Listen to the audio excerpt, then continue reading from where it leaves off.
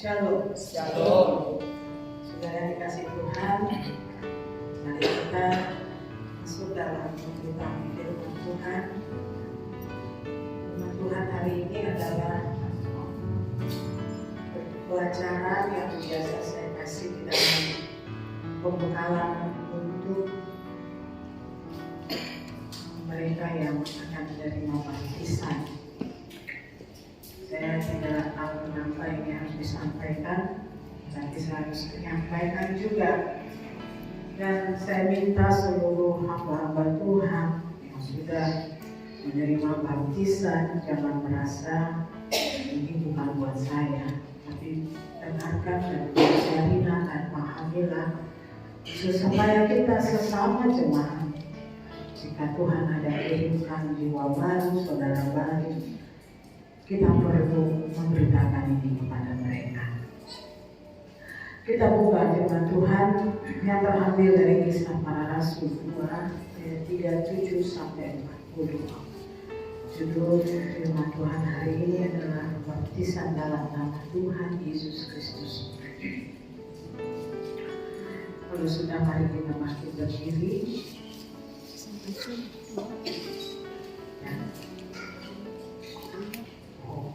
37 sampai 40.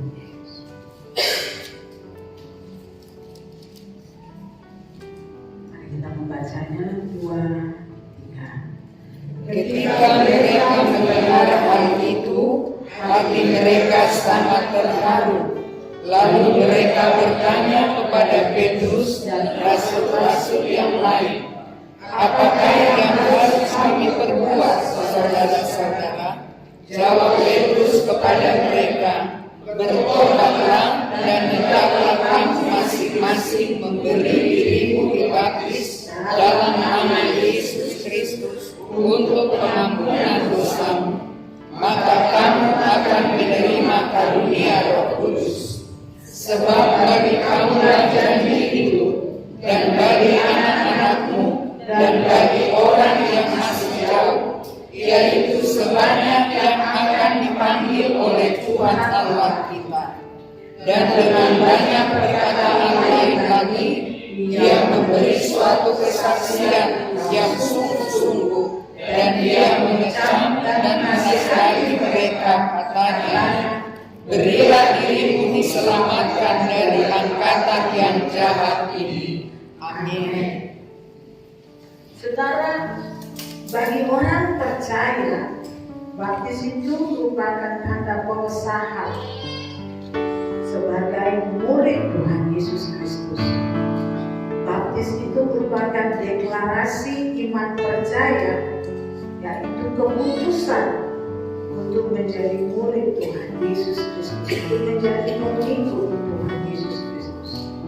Oleh sebab itu, saudara, bagi orang Kristen, baptisan juga merupakan kesaksian yang dapat dilihat banyak orang. Kesaksian tentang apa? Tentang keputusan untuk bertobat, percaya kepada Tuhan Yesus, dan menjalani hidup baru di dalam Kristus. Mengapa kita orang Kristen harus dibaptis di dalam nama Tuhan Yesus Kristus? Yang pertama, saudara, baptisan itu adalah kehendak Allah. Baptisan adalah kehendak Allah. Oleh sebab itu kita tidak boleh mengatakan saya tidak mau dibaptis kalau kita mengaku percaya kepada Allah di dalam nama Tuhan Yesus. Di dalam Matius 3 ayat 14 sampai 17 di situ dikatakan, tetapi Yohanes mencegah dia, katanya, "Akulah yang perlu dibaptis olehmu, dan engkau yang datang kepadaku?" Dan Yesus menjawab, katanya kepadanya, "Biarlah hal itu terjadi, karena demikianlah sepatutnya kita menggenapkan seluruh kehendak Allah." Dan Yohanes pun menurutinya. Sesudah dibaptis, Yesus segera keluar dari air, dan pada waktu itu juga langit terbuka, dan ia melihat Roh Allah seperti burung merpati turun ke atasnya. Lalu terdengarlah suara dari surga yang mengatakan, ini inilah anakku yang kukasihi, kepadanya lah aku berkenan.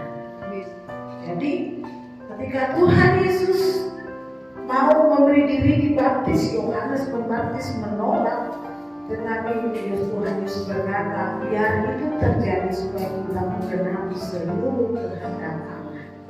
Oleh sebab itu baptisan Tuhan Yesus adalah bagian dari kehendak Allah itu sendiri.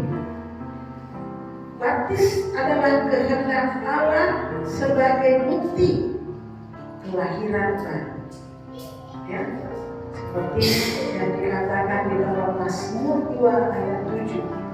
Aku mau menceritakan tentang ketetapan Tuhan. Ia berkata kepadaku, anakku, engkau telah kuperanakan pada hari ini. Kita yang percaya kepada Tuhan Yesus Kristus dan memberi diri dibaptis, saudara yang dikasih oleh Tuhan, itu berarti kita dilahirkan baru dalam Tuhan Yesus Kristus. Bukan karena kehendak laki-laki dan perempuan, tetapi kita dilahirkan oleh Allah. Itu tanda yang luar biasa berkuasa ya saudara, tanda yang luar biasa kuat, karena itu ada ikatan kita dengan Tuhan Allah kita sendiri. Saudara, baptis juga menjadi tanda dimulainya pekerjaan Tuhan. Yang pertama yang dilakukan oleh Tuhan Yesus, dan tentu saja kemudian dilakukan oleh para rasul, dan tentu saja dilakukan oleh kita semua yang percaya kepada Tuhan Yesus dan dilahirkan di dalam Tuhan Yesus dengan memberi diri dibaptis. Ya, orang yang dibaptis berarti dia sadar bahwa dia bukan saja dilahirkan baru, tetapi dia dipanggil untuk melakukan pekerjaan-pekerjaan yang telah Allah siapkan sebelumnya. Kalau kita ini buatan Allah, kita disiapkan untuk semua pekerjaan-pekerjaan baik yang dipersiapkan Allah sebelumnya. Seperti tertulis di dalam Yesaya 42 ayat 1, di situ katakan, lihat itu hambaku yang kupegang, orang pilihan yang kepadanya aku berkenan. Aku telah menaruh rohku ke atasnya supaya ia menyatakan hukum kepada bangsa-bangsa. Lihat kepada Tuhan Yesus yang sudah ditetapkan Allah. Ya. Oleh sebab itu saudara, ketika dia memberi diri dibaptis, Roh Kudus turun dalam rupa merpati. Ya, disyaratkan inilah anakku yang kukasihi, kepadanya lah aku berkenan. Ya, seperti itu.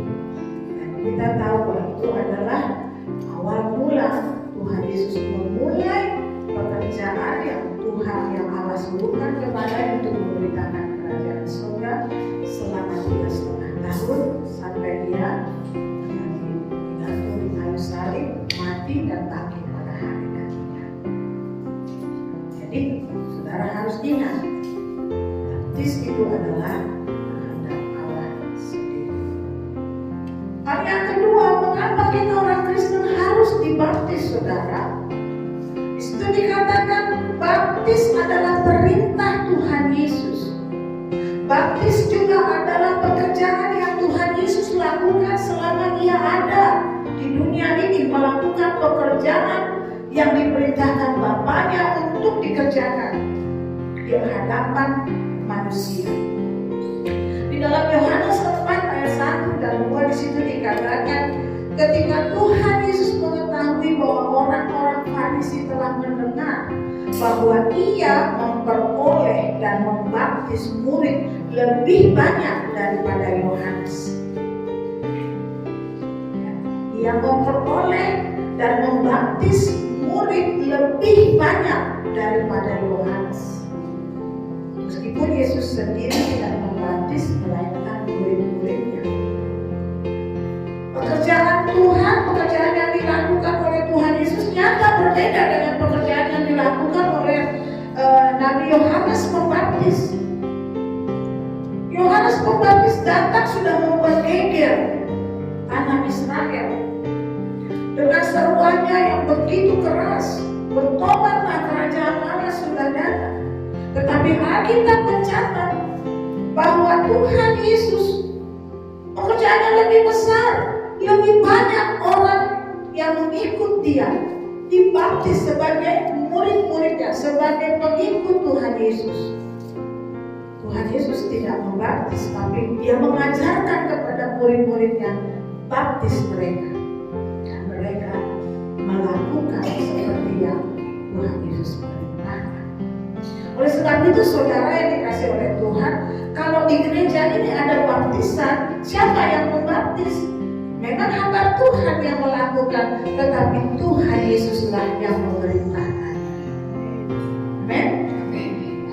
Saudara yang dikasihi oleh Tuhan, di dalam Matius 28 ayat yang terkenal, ayat 18 sampai 20, di situ dikatakan Yesus mendekati mereka dan berkata, kepadaku telah diberikan segala kuasa di surga dan di bumi. Perhatikan ini, ya. Diberikan segala kuasa di surga dan di bumi. Tadi ada kuasa yang besar yang diberikan kepada Tuhan Yesus.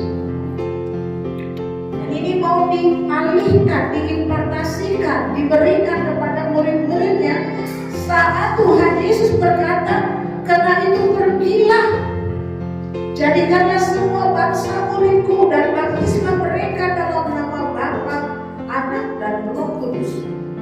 Ajarlah mereka melakukan segala sesuatu yang telah Kuperintahkan kepadamu, dan ketahuilah, Aku menyertai kamu, Aku menyertai kamu senantiasa sampai kepada akhir zaman. Aku, Yesus, yang memiliki segala kuasa di sorga dan di bumi, menyertai engkau yang mau memberitakan tentang Yesus dan menjadikan segala bangsa muridnya. Artinya apa, saudara? Baptis perintah Tuhan Yesus untuk kita semua anak-anak Tuhan lakukan, ya. Karena apa? Karena Tuhan telah memberi kepada kita kuasa itu. Ketika Tuhan katakan, apa yang kau ikat di bumi akan terikat, di surga yang kau lepaskan bukan terlepaskan. Ini termasuk di dalam kuasa yang menyertai di dalam baptisan yang dilakukan oleh setiap orang-orang percaya. Namamu tercatat di surga. Saudara yang dikasih oleh Tuhan, engkau diberi kuasa. Jadi nomor 2, kenapa orang Kristen harus dibaptis? Ya karena baptis itu adalah perintah Tuhan Yesus. Yang ketiga, saudara, baptis adalah tentu saja hal yang dikerjakan para rasul, ya, para founding fathers lah kalau kita katakan, para yang pertama-tama merintis gereja Tuhan yang sedang dibangun sejak Pentakosta. Dikerjakan oleh para rasul dan diajarkan kepada semua murid-murid untuk terus dilakukan. Kisah para Rasul 2 ayat 41 tadi dikatakan, lanjutan yang tadi kisah para Rasul 2 dikatakan, orang-orang yang menerima perkataannya itu memberi diri dibaptis, dan pada hari itu jumlah mereka bertambah kira-kira 3.000 jiwa. Bayangkan betapa besar kuasa yang menyertai para rasul yang hadir di hari Pentakosta. Di saat orang-orang itu sedang berdoa di dalam bahasa-bahasa yang baru, dan orang-orang kudus mengenali, orang-orang yang datang beribadah di hari Pentakosta dari berbagai bangsa yang beragama Yahudi mengenali perkataan mereka yang seperti orang mabuk itu. Dan Petrus berkata, kami tidak mabuk, dan dia menceritakan dalam waktu sangat, yang dikatakan sangat diringkaskan seluruh kitab tentang nubuatan tentang Tuhan Yesus. Dan orang-orang itu menjadi hancur hatinya dan berkata, kami harus melakukan apa? Yesus katakan, beri dirimu dibaptis, beri dirimu diselamatkan dari angkatan yang jahat. Saat itu 3.000 orang jumlah mereka bertambah. Jadi ada ribuan orang yang memberi diri dibaptis. Apakah yang membaptis hanya Rasul Petrus? Apakah yang membaptis hanya rasul-rasul? Saya tidak tahu. Tapi membaptis 3.000 orang, saudara. Kalau hanya 1 orang,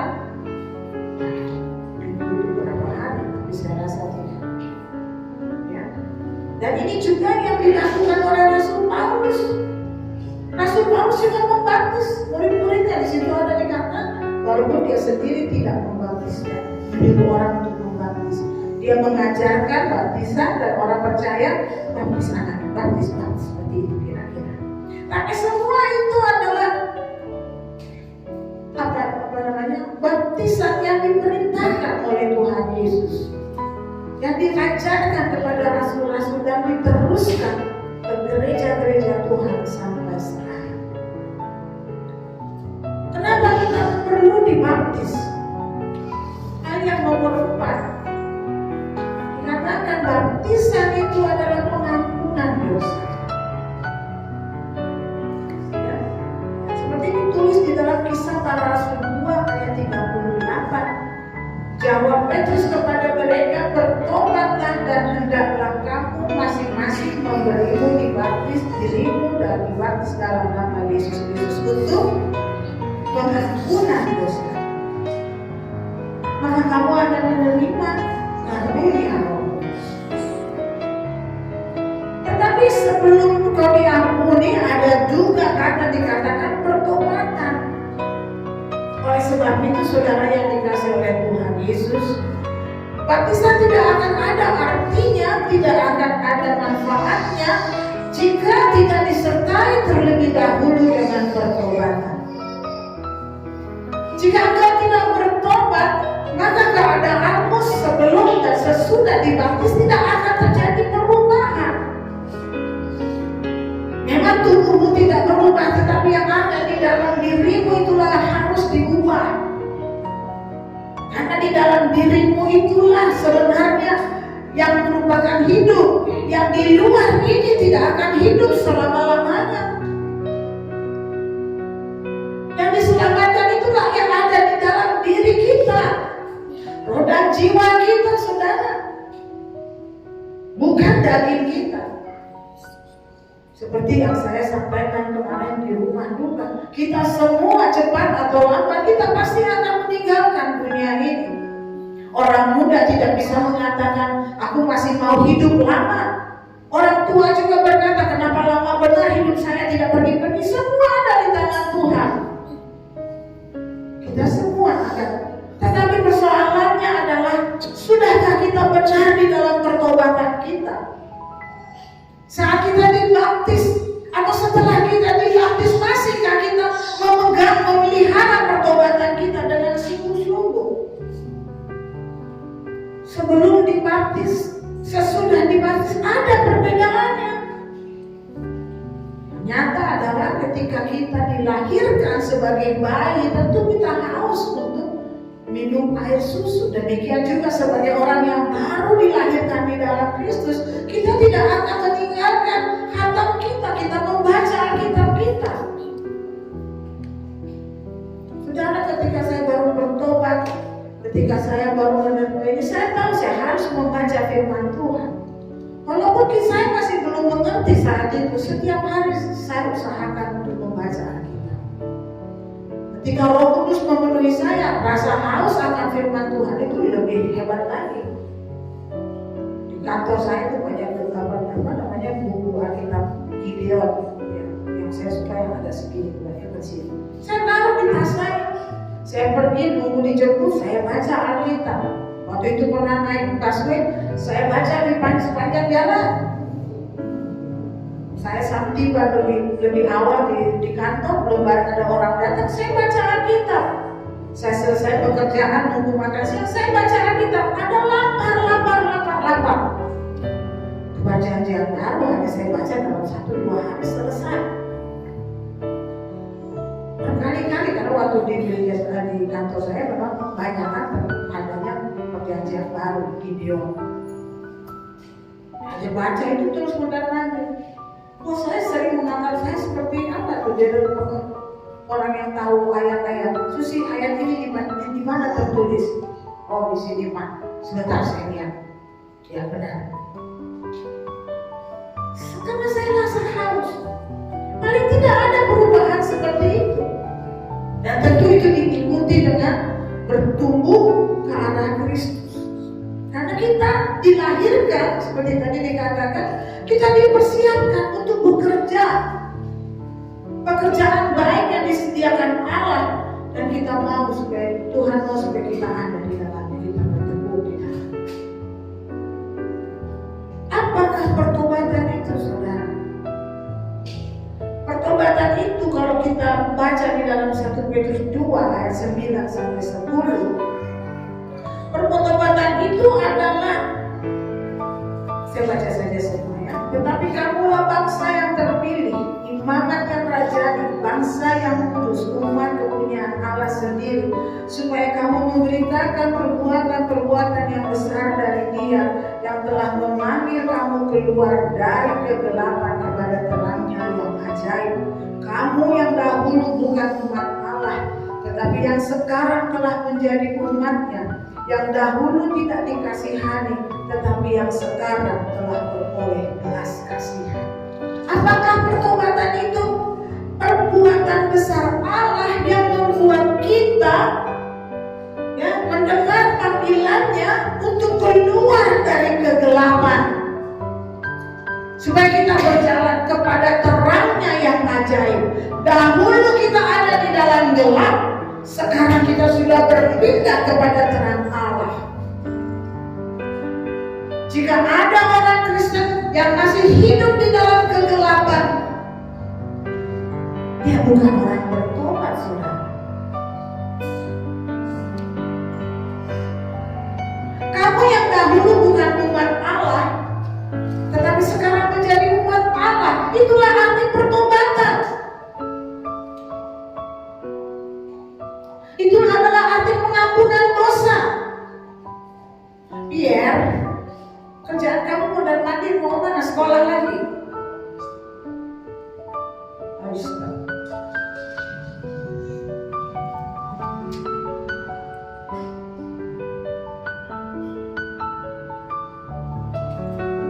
Pertobatan itu adalah perbuatan-perbuatan yang besar dari Allah, yang telah memanggil kamu keluar dari kegelapan kepada terangnya yang ajaib. Dulu kamu dan saya berjalan di dalam kegelapan, tetapi pertobatan yang terjadi dalam hidup Musik membuat saya tidak lagi berjalan dalam gelap, tapi berjalan dalam terang. Dulu saya bukan umat Allah, sekarang saya adalah umat Allah. Dulu saya tidak dikasihani, tidak diperdulikan karena dosa, karena kehidupan di dalam gelap, kegelapan masih menguasai saya. Tetapi sekarang tidak, saya beroleh belas kasihan Allah, sehingga Dia bersedia mengampuni segala dosa saya, menghapus segala dosa saya. Dan bukan itu saja, Dia bersedia mengaruniakan kepada saya karunia Roh Kudus. Nah, sebabnya dikatakan oleh Rasul Petrus, bertobatlah dan berilah dirimu dibaptis untuk pengampunan dosamu, maka engkau akan menerima karunia Roh Kudus. Inilah pekerjaan Allah yang besar yang harus kita tekuni. Baptis jika tidak disertai dengan hal yang saya ucapkan tadi, itu tidak ada arti, saudara. Kita harus hidup di dalam terang. Apa artinya hidup di dalam terang? Kita sekarang hidup dalam terang sehingga kita bisa mengerti mana kehendak Allah. Kita mengerti apa yang berkenan kepada Allah. Kita mengerti apa yang sempurna. Kita tahu, kita paham. Kita tidak perlu lagi melihat kepada kegelapan, karena itu semua bukan bagian kita lagi di sini. Itu sebabnya saudara, jika setiap hari kita berdoa, kita usir kegelapan. Saya perintahkan semua roh-roh kegelapan yang mau coba mengganggu di dalam rumah tangga kami, pergi dalam nama Yesus. Saya perintahkan Kuasa kegelapan yang coba mengikuti anak kami sepanjang hari di dalam nama Tuhan Yesus pergi.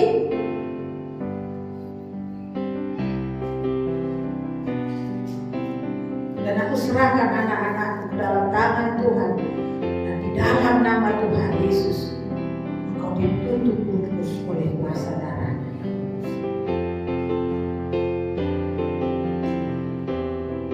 Baptis adalah pengampunan dosa. Saudara yang dikasihi oleh Tuhan, di dalam Markus 16 kita lihat.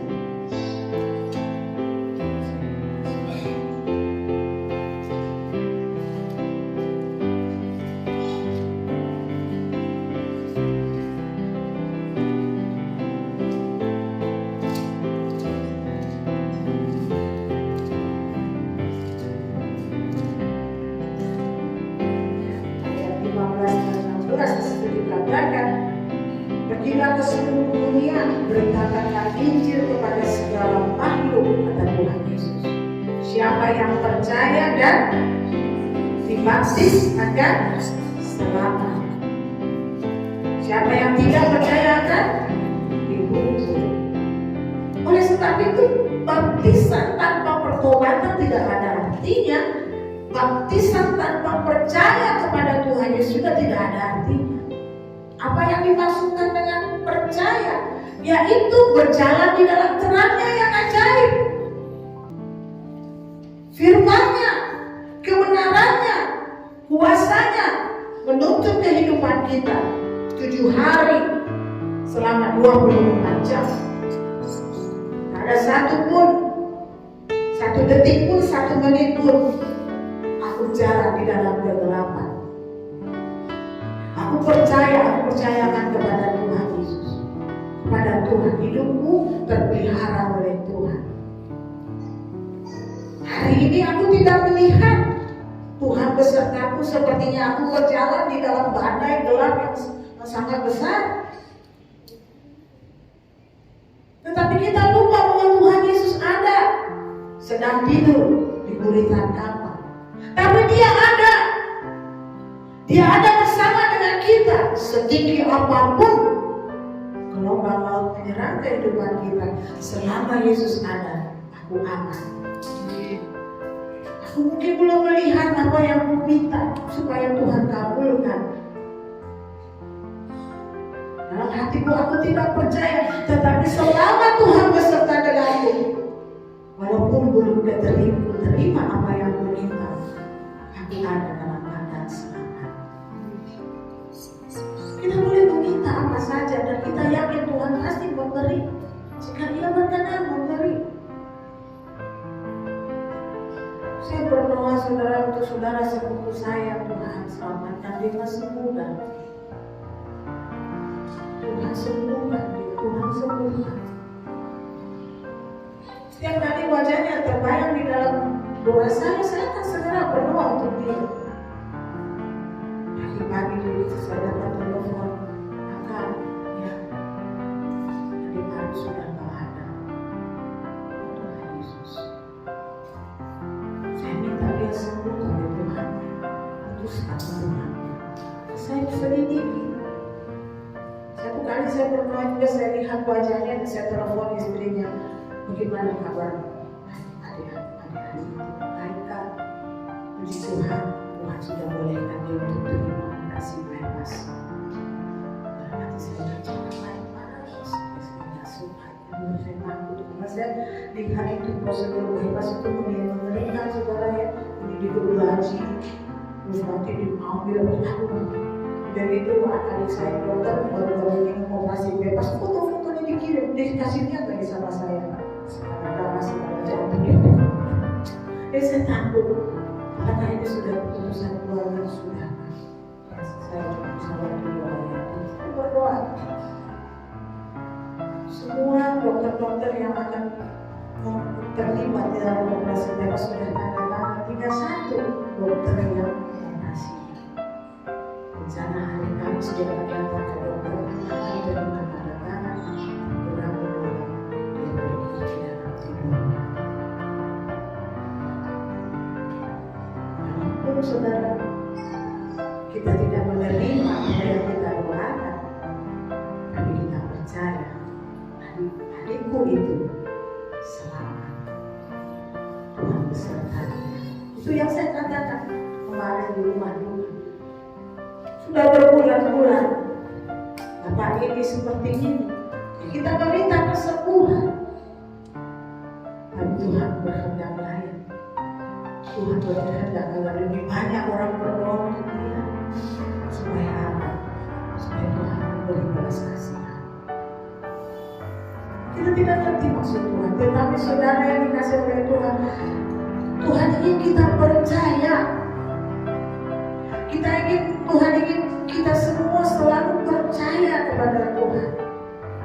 Seperti apapun keadaan kita, tetap percaya. Oleh sebab itu, barang siapa percaya dan dibaptis, percaya kepada Yesus sebagai Tuhan, Yesus sebagai Allah yang menyelamatkan. Gak peduli orang lain berkata Yesus bukan Tuhan, tapi bagiku dia Tuhan. Seorang teman muslim berkata, Susi, kenapa kamu percaya bahwa Yesus adalah Tuhan? Bagaimana seandainya nanti kalau kamu mati dan kamu mendapatkan dia bukan Tuhan? Bagaimana? Kamu akan pergi kemana? Kalau Yesus bukan Tuhan, kalau Yesus bukan juru selamat saya, maka saya adalah orang yang paling hapus di dunia ini. Nah, teman saya berkata, makanya jadilah Islam katanya, karena itu akan jalan ke surga. Maka saya tanya, tunjukkan pada saya perkataan Nabi yang bisa menjamin saya masuk surga.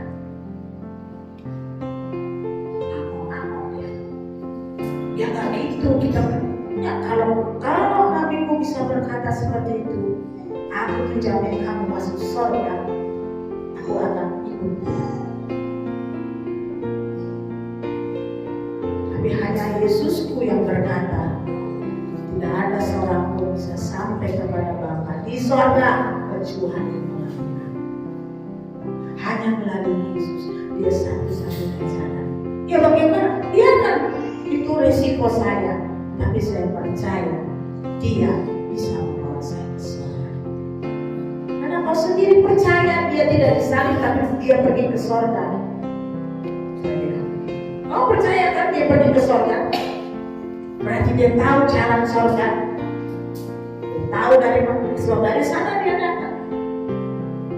Nanti kau bilang lagi dia turun buat menghabiskan bagi-bagi, mematahkan salib-salib. Itu pikiran konyol. Sudah, hanya Yesus yang berani berkata, akulah dan aku siap. Kalau sekarang ada orang yang berkata, aku jamin kalian masuk surga, jawabnya apa? Telat lo, udah percaya ke Tuhan Yesus dulu, no way. Siapa suruh datang belakangan? Gak kebukti juga kan? Dia gak mati, dia gak mati.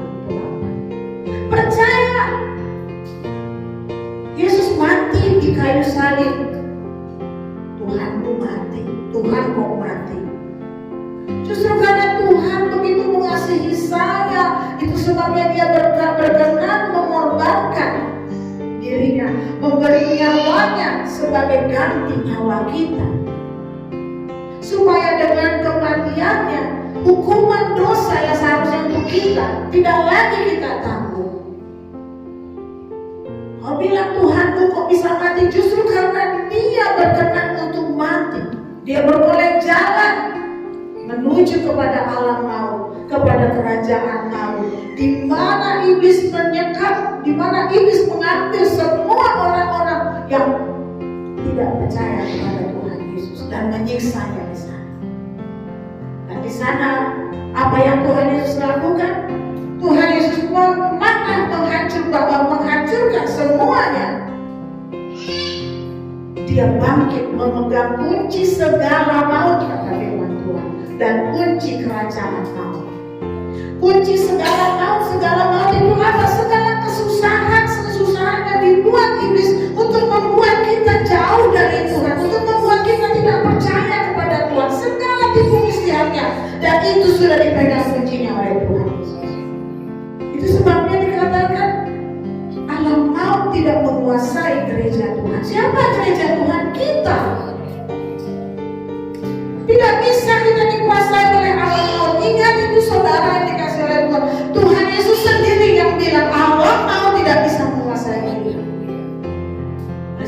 itu dikatakan barang siapa percaya dan dibaptis akan diselamatkan.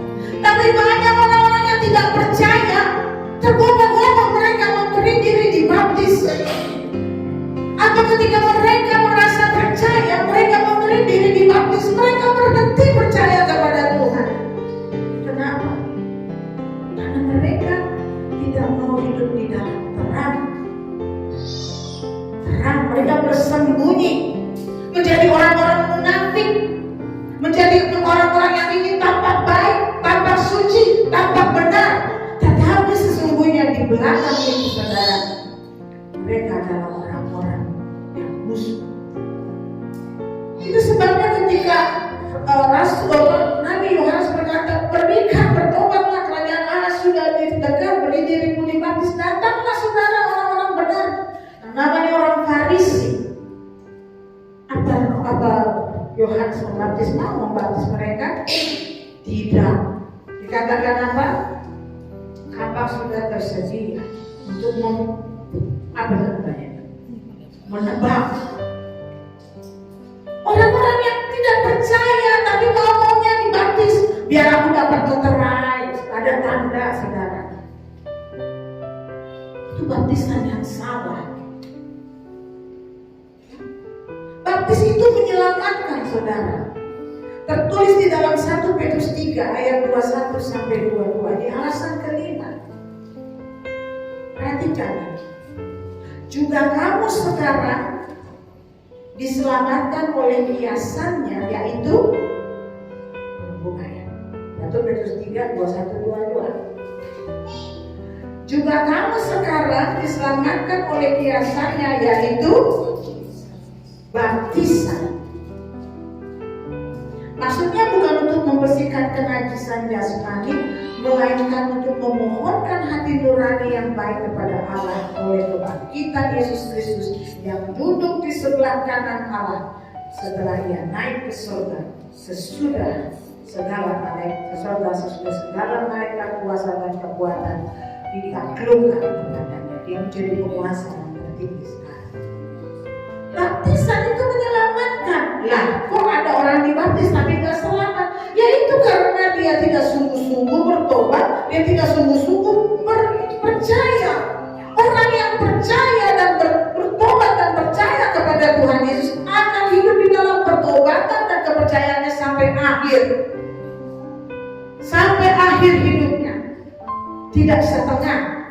Firman Tuhan katakan, aku tidak berkenan kepada orang yang mundur di tengah jalan. Tidak berkenan dia.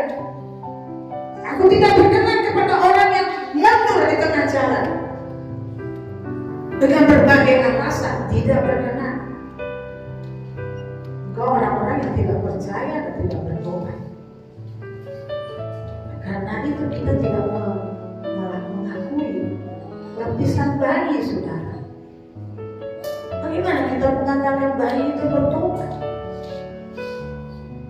Kalau jawaban saya berkata karena bayi itu belum berbuat dosa. Bayi itu suci. Bayi itu belum berbuat dosa, betul. Tapi bayi itu dilahirkan oleh keturunan, oleh orang tua yang berdosa, yang terikat dengan kerajaan maut.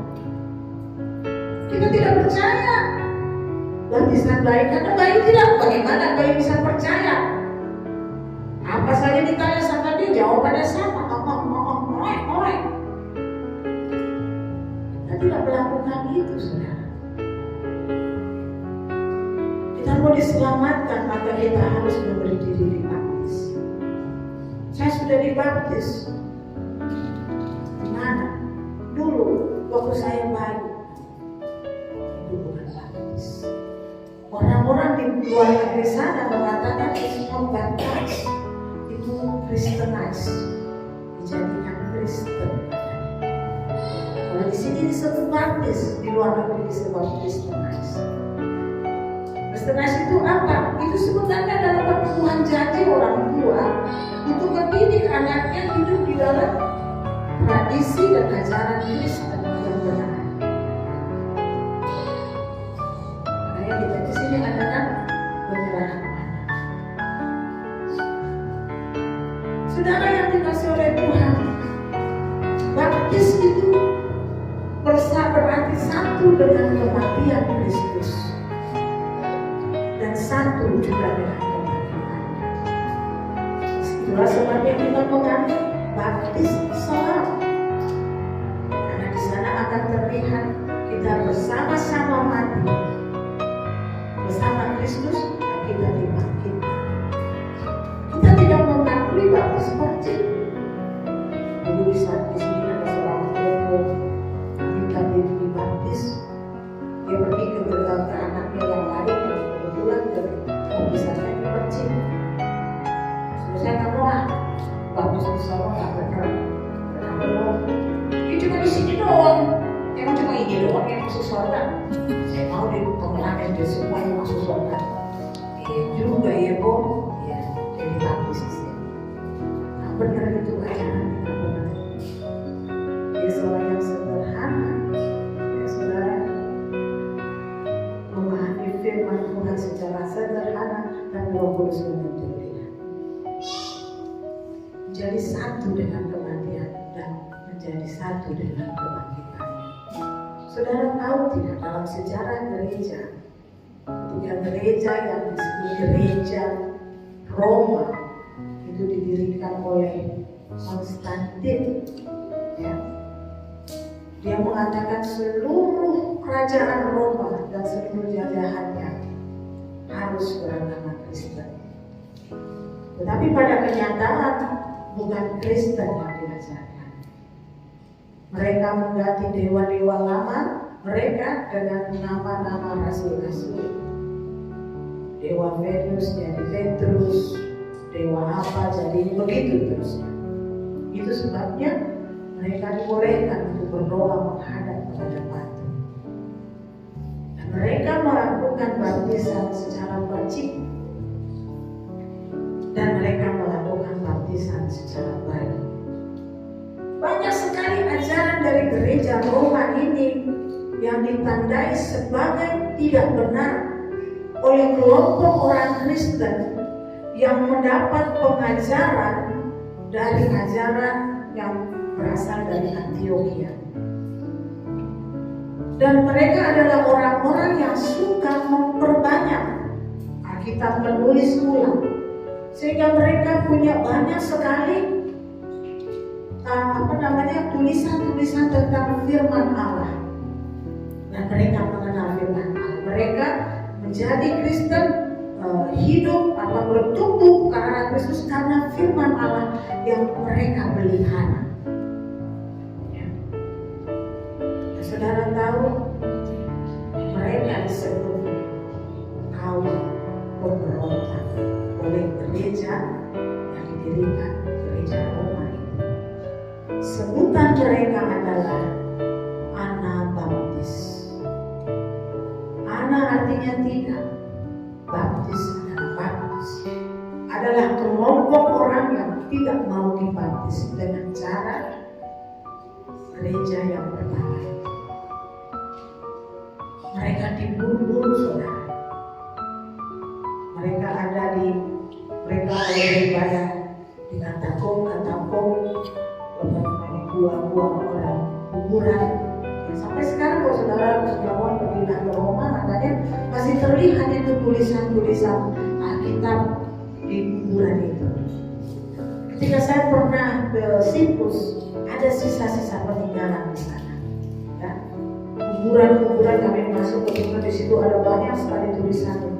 Nah, diterjemahkan ini ayatnya terambil dari ini, itu penuh. Itu caranya mereka mempertahankan firman Allah. Mereka dibunuh, dibakar hidup-hidup karena menolak baptisan yang diterapkan oleh gereja gereja Roma. Kita sekarang tidak boleh mempersoalkan, sudahlah kita tidak usah mempersoalkan baptisan. No, sejarah menunjukkan orang-orang yang mati karena nama Yesus adalah orang-orang yang menolak untuk menerima baptisan ala gereja Katolik, untuk menerima ajaran ala gereja Roma telah menjadi Katolik. Ini saya dapatkan dari sebuah pengajaran dari seorang pastor Jesuit yang sangat tinggi rankingnya, dan dia menemukan kebenaran di dalam Alkitab sehingga dia memutuskan untuk keluar dari Jesuit. Dia menceritakan tentang sejarah ini dengan sangat detail dan saya membacanya. Saya bukan marah-marah, tapi saya membaca dari tulisan beliau sampai sejarah-sejarah lahir agama Islam, lahir ada yang pernah dia tuliskan itu semua. Dia sampai saat ini bersembunyi karena di mana saja dia ketahuan pasti dia mati. Ya. Dan termasuk juga saudara Alkitab kita, Alkitab versi King James, saudara, itu juga berasal dari kelompok orang-orang Anabaptis yang bertekun mengumpulkan firman Tuhan, dan akhirnya karena mereka mau menerjemahkan. Orang yang menerjemahkan itu pertama kali dia dikhianati oleh pembantunya dan dia dibunuh. Tetapi Alkitab terjemahan bahasa Inggris belum bisa sampai di tangan raja King James, sehingga dia memutuskan kita harus punya Alkitab versi bahasa Inggris. Dan itulah sebabnya Alkitab sampai sekarang boleh diterjemahkan di dalam berbagai bahasa. Pikirkan saudara, jika baptisan itu tidak penting dan tidak menakutkan bagi iblis, kenapa iblis berusaha meniadakan itu bagi anak-anak Tuhan? Bagaimana supaya baptisan anak-anak Tuhan itu tidak seperti yang tertulis dalam firman Allah? Kalau mau dapat paspor gampang, pergi aja baptis. Nanti surat paspornya, surat baptisnya bisa dipakai untuk ngurus paspor. Emang iya? Dulu saya pernah ngurus orang, ada baptis, surat baptis ada. Karena zaman dulu orang keturunan kan harus ada apa tuh SKB apa gitu, sering hilang. Ada surat baptis ada. Kalau mau dinikahkan di sini, ya harus baptis di sini. Teman saya dari gereja baptis. Nah, teman saya dari gereja Advent berkata, kalau lu walaupun udah 12 kali gereja lu dibaptis di mana-mana, kalau lu mau jadi anggota gereja baptis, gereja Advent, lu mesti diulang baptis lagi. Jadi baptisnya menjadi syarat anggota gereja yang menyiapkan dari kebenaran firman Tuhan. Ya, jangan saudara dibaptis karena untuk itu. Tapi saudara mau diberi diri baptis karena saudara mendeklarasikan, menyatakan saya jadi pengikut Tuhan Yesus Kristus. Iblis takut dengan baptisan anak-anak Tuhan, dan sekarang saudara, baptisan di dalam nama Tuhan Yesus sedang terjadi di luar biasa di mana-mana. Ya. Jika gereja tidak diizinkan untuk membaptis, pergi ke sungai, pergi ke tepi pantai. Baptisan banyak sekali terjadi di mana-mana. Dan ini yang harus saudara tahu, jika saudara mau dipakai Tuhan, gereja ini juga harus memberitakan tentang kebenaran, menjadikan semua bangsa muridnya, dan gereja ini harus terjadi baptisan air yang selalu tetap. Nunggu sampai kelas Maria Magdalena, ya sekarang kelas Maria Magdalena yang belum dibaptis masih Marsha sama siapa si Dusty. Bawa teman-teman ajar, jadikan mereka murid. Baptis baru setelah itu ajarkan lagi. Sebab itu saudara yang sudah dibaptis, yang sudah menerima baptisan, ketahuilah saudara masih harus terus belajar.